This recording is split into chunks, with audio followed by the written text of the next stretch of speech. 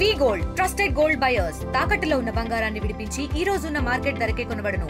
మరిన్ని వివరాలకు సంప్రదించండి 77107720.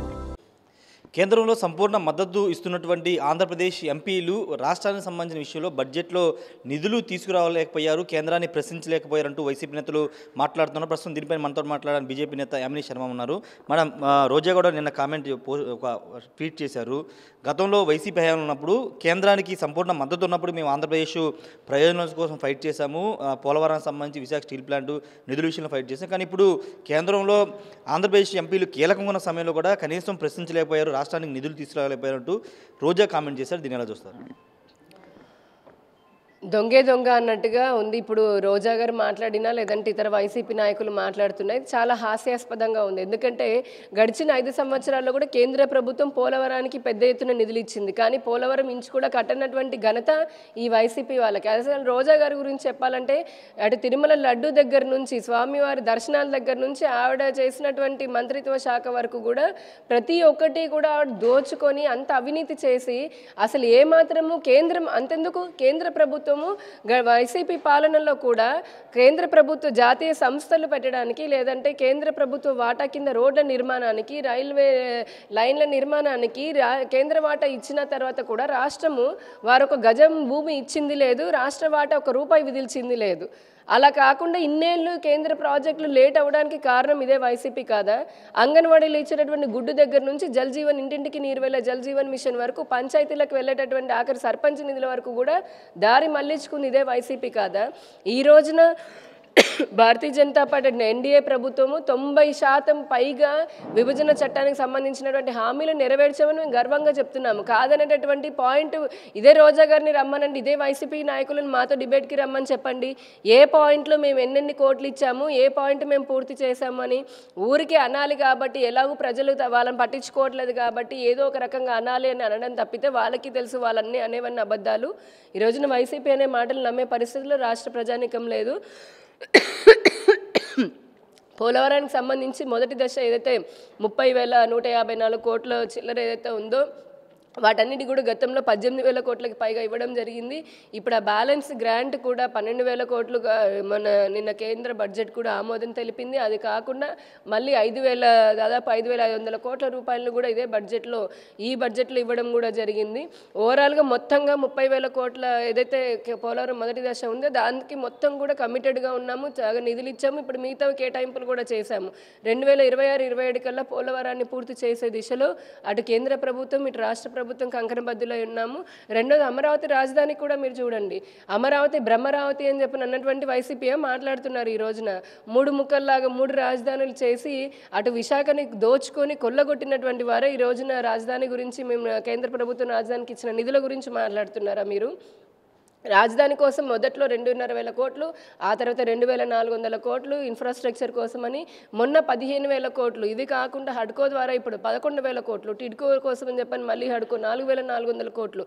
ఇవి అలానే అమరావతి రైల్వే లైన్కి 2,700 కోట్ల పైన అమరావతి స్పెషల్ రైల్వే లైన్ 57 కిలోమీటర్లతో వేస్తున్నారు ఎరుపాలెం నుంచి నంబూరు వరకు. మరి ఇవన్నీ రాజధానికి ఇన్ని వేల కోట్లు ఇస్తుంది, మరి వైసీపీ కల్లా కనిపించట్లేదా? అలానే విశాఖ ఉక్కు ప్లాంట్కి సంబంధించి మొదట్లో కూడా అటల్ బిహారీ వాజ్పేయి గారే నిధులు ఇచ్చారు. ఆ తర్వాత కూడా మొన్న 11,900 కోట్లు ఇచ్చాము. ఈ బడ్జెట్లో కూడా మళ్ళీ 3,000 కోట్లు పైగా నిధులను కేటాయించడం జరిగింది, 3,300 కోట్లు పైగా. ఇదే కాకుండా జాతీయ సంస్థలు ఏవైతే ఉన్నాయో ఈ చిత్తూరు నుంచే కదా రోజా వచ్చింది, ఈ విజయనగరం నుంచి ఉత్తరాంధ్ర నుంచే కదా బొత్స సత్యనారాయణ వచ్చింది. మరి వాళ్ళ కంటికి కనిపించట్లేదా? చిత్తూరులోనే కదా ఐఐటి 1,800 కోట్లతో పెట్టింది. అలానే ఇంకా చాలా కేంద్ర సంస్థలు చిత్తూరు, తిరుపతి, అనంతపూర్ అంటే రాయలసీమ రీజియన్లోనే కదా వచ్చింది. మరి ఉత్తరాంధ్ర రీజియన్లో కూడా ఇచ్చాం కదా. మొన్ననే ప్రధానమంత్రి గారు 2 లక్షల కోట్ల రూపాయలు ప్రాజెక్టులకి ప్రారంభం కూడా చేశారు కదా. ఈ 7 నెలల్లోనే 3 లక్షల కోట్ల రూపాయలు నిన్న బడ్జెట్లో ఇచ్చినవి కాకుండా విశాఖ పోర్టుకి 730 కోట్ల రూపాయలు నిన్న కేటాయించారు. ఇవి కాకుండా ఇంకా జీరో ఫార్మింగ్ కోసం అని చెప్పని 250 కోట్లు, ఇంటర్నల్ రోడ్ల కోసం అని ఇంకొక 275 కోట్ల రూపాయలు. ఇలా ఎన్నో నిధులు వచ్చినా కూడా వారికి కళ్ళుండి గుడ్డివాళ్ళని చెప్పని అంటారు కదా, ఆ రకంగా తయారయ్యారు వీరు. ఇంకా ఇలాంటివి ఎంత మాట్లాడుతుంటే వారి రాజకీయ పతనం అంతలాగా ఉంటుందని కూడా వాళ్ళు గుర్తు చేసుకోవాలి. అంటే బీహార్ ముఖ్యమంత్రి నితీష్ కుమార్ అడిగి మరీ తెచ్చుకుంటున్నారు నిధులు.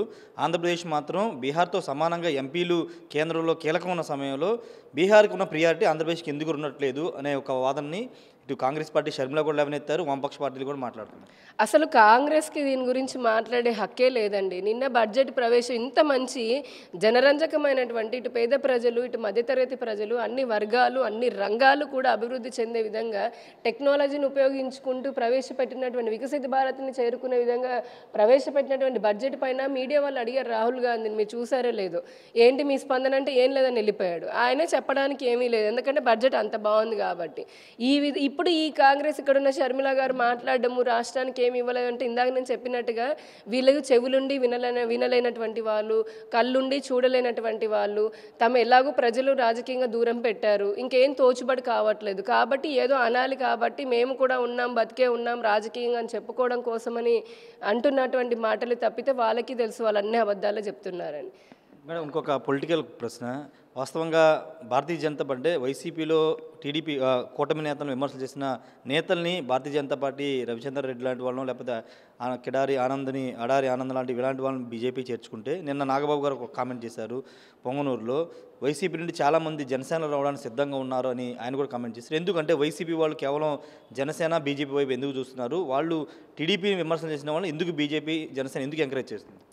రాజకీయంగా ఎన్నికలు జరిగిన తర్వాత, ప్రభుత్వాలు ఏర్పాటు అయిన తర్వాత, ఇప్పుడే కాదండి 2014 చూడండి, అప్పుడు కూడా వైసీపీలోంచి టీడీపీకి వచ్చిన వాళ్ళని కూడా మంత్రులను చేశారు, ఆ తర్వాత కూడా వచ్చారు. అంటే ఇక్కడ రాజకీయాల్లోకి ఇప్పుడు ప్రతి విమర్శలు రాజకీయంగా చేస్తూ ఉంటారు, కానీ అంతకు మించినటువంటి స్థాయి వ్యక్తులు ఇక మరీ వీళ్ళని మన పార్టీలో చేర్చుకుంటే పార్టీ ఇబ్బంది పడుతుంది అని అనుకున్న వాళ్ళ గురించి ఇప్పుడు కొంత 3 పార్టీల మధ్య చర్చ జరుగుతుంది. కానీ వేరే విధంగా చూస్తే కనుక ఇప్పుడు రాజకీయాలు అంటేనే అంత దాదాపుగా ఏ పార్టీ అధికారంలో ఉంటే ఆ పార్టీలోకి వెళ్ళే వాళ్ళు కొంతమంది ఉంటారు. రాజకీయంగా కొన్ని సమీకరణాలు ఇంకా బలం పెంచుకోవాలని కూడా పార్టీలు చేర్చుకుంటూ కూడా ఉంటాయి. వచ్చేవారికి కనుక నిజంగా అంత జనబలం ఉండడమో, లేదంటే ఈ పార్టీ యొక్క ఆదర్శాలు వాళ్ళు నిజంగా పాటిస్తారు అని చెప్పని వీళ్ళకి అనిపిస్తేను, ఇక్కడ బీజేపీలోకే వస్తున్నారు, జనసేనలోకే వస్తున్నారు అని కాదు, టీడీపీ కూడా మన కొంతమంది చేర్చుకుంది. కాకపోతే అదే చెప్తున్నాను, ఎవరినైనా చేర్చుకోవచ్చు, అది అంతర్గతంగా ఆ పార్టీ నిర్ణయం తీసుకుంటే సరిపోతుంది. కొంతమంది మరీ ముఖ్యంగా ఇంకా విపరీతమైనటువంటి లెవెల్ దాటిపోయినటువంటి వాళ్ళు ఎవరైనా సరే ఈ పార్టీలోకి రావాలని అంటే 3 పార్టీ నేతలు, అధినేతలు కూడా చర్చించుకుంటూ ఉన్నారు. బీజేపీ జనసేన బలపడడానికి కేవలం వైసీపీ నేతలే ఉన్నారంటే, అవినీతి ఆరోపణలు ఎదుర్కొన్న వాళ్ళు, లేకపోతే అప్పుడు 3 పార్టీలు తిట్టిన వాళ్ళని ఇప్పుడు పార్టీని బలపరచుకోవడానికి ఎందుకు తీసుకుంటున్నారు అనేది కూడా ఒక ప్రశ్న. నేను ఇక్కడ పార్టీని బలపరచుకోవడానికని మాత్రం చెప్పడం లేదు, కానీ రాజకీయాల్లో ఇందాకే చెప్పాను, ప్రతి విమర్శలు అనేది సాధారణంగా జరుగుతూ ఉంటాయి. ఆ జరిగిన తర్వాత ఇప్పుడు రాజకీయ పార్టీలు కూడా రకరకాల కారణాలతోటి తీసుకుంటూ ఉంటారు వాళ్ళని. అంత మాత్రాన ఇప్పుడు ఆ తీసుకునే పార్టీలకి జనబలం లేదు అనో, లేదంటే వాళ్ళు బలహీనంగా ఉండి వీళ్ళని తీసుకుంటున్నారు అన్నది కాదు.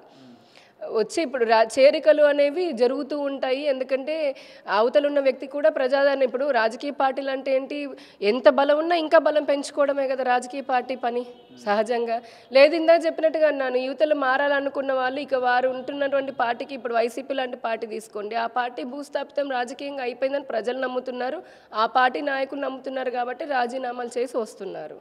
ఇంకో క్లారిటీ ఇవ్వండి, బీజేపీలో చేరితే కేసులు ఉండవు, జాతీయ పార్టీ ఎలాంటి ఇబ్బందులు ఉండవని ఒక భావనతోనే బీజేపీలో చేరుతున్నారు కామెంట్ చేస్తున్నారు. అడారి ఆనంద్ మీద చాలా అక్కడ ఆరోపణలు ఉన్నాయి, చాలా స్కాములు చేసిన ఆరోపణలు ఉన్నాయి. అలాంటి వ్యక్తిని తీసుకున్న సందర్భంలో బీజేపీకి వెళ్తే ఒక క్లీన్ సర్టిఫికేట్ వస్తుంది, మన అరెస్టులు ఉండవనే ఒక ఉద్దేశంతో వెళ్తున్నారని కామెంట్ చేస్తున్నారు. అది కేవలం ఆరోపణలు, మీరే అంటున్నారు ఆరోపణ మాత్రమే. భారతీయ జనతా పార్టీకి సంబంధించి నేను ఒకటి చెప్తున్నాను, రాజకీయ సమీకరణలతోటో, రాజకీయ అంశాలతోటో, లేదా ఇప్పుడు బీజేపీ అంటే నచ్చను, అధికారంలో ఉంది అను కేంద్రంలో అనుకొని ఒకవేళ వచ్చినా సరే భారతీయ జనతా పార్టీ భావజాలంతో కనుక నడవకపోతే ఎంతటి వాళ్ళైనా సరే ఉండే పరిస్థితి ఉండదు. రెండోది ఏంటంటే, వచ్చిన వారందరూ సచ్చీలులు అయిపోతారు, వాళ్ళపైన కేసులు ఎటువంటి ఉండవన్న సందర్భాలు కూడా లేవు. ఇది అంతా కేవలం ఆరోపణలు మాత్రమే. పార్టీలోకి అలాంటి వారు రావాలని ప్రయత్నాలు మా దాంట్లో కూడా చాలా ఇంకా పెద్ద ఎత్తున చేశారు. రానివ్వని సందర్భాలు కూడా ఉన్నాయి. ఒకవేళ మేము ఆదర్శంతో వచ్చామా అనుకున్న వాళ్ళ పరిస్థితి కూడా అంటే వాళ్ళు ముందు ఆ జాడ్యాన్నంతా వదిలించుకోవాలి. ఇది బీజేపీకి ఉన్నటువంటి స్పెషాలిటీ. వీళ్ళంతా ఇట్లా చేస్తున్నది కేసులు ఉండవు, అరెస్టులు ఉండవు, తప్పించుకోవడం కోసం అన్నది కేవలం ఆరోపణ మాత్రమే. షర్మిల విజయసాయిరెడ్డి భేటీని ఎలా చూస్తారు? ఫ్యూచర్లో షర్మిల జగన్ మరోసారి కలవబోతున్నారు. విజయసాయిరెడ్డి అందుకే రాయబారానికి వెళ్ళారు. ఫ్యూచర్లో ఆంధ్రప్రదేశ్లో భారతీయ జనతా పార్టీని లేకుండా చేయాలని వ్యూహంలో ఇద్దరు కలుస్తున్న ఒక చర్చ నడుస్తుంది. ఏది కేంద్రంలో భారతీయ జనతా పార్టీ లేకుండా అధికారం రావాలని ఆంధ్రప్రదేశ్లో అధికారంలోకి కూడా రాకుండా ఉంచాలని చెప్పని విజయసాయిరెడ్డిను షర్మిల ప్రయత్నం చేస్తున్నారంటారా? ఏ పార్టీనైనా అధికారంలోకి తీసుకుని వచ్చేది షర్మిలనో, డిసైడ్ చేసేది షర్మిలనో, జగన్మోహన్ రెడ్డో, యామినినో, రాజేషో, విజయసాయిరెడ్డో కాదు. అది ప్రజలు నిర్ణయించాలి.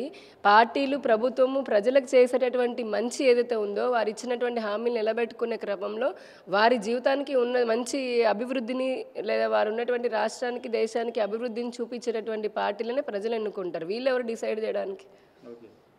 రాజకీయ ప్రాధాన్యత ఉందంటారా?